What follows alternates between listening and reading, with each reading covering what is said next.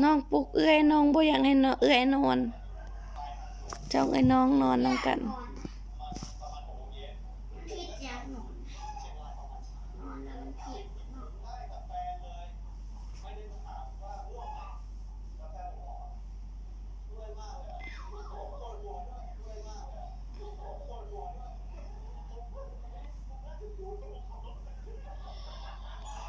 จะเฮ็ดน้องตอนแรเด้อกแม่ซื้อโรตีให้กินเลยเด้ออืม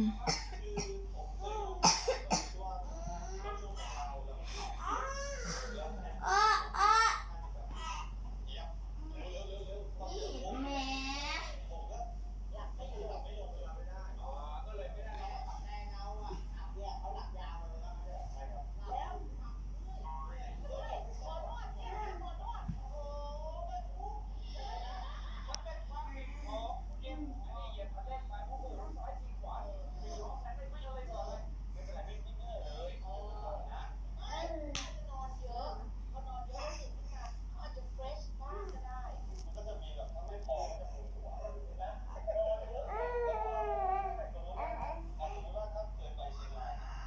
แม่มาเอาเร็วเร็ว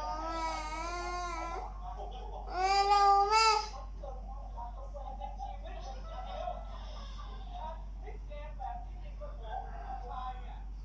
จะเห็น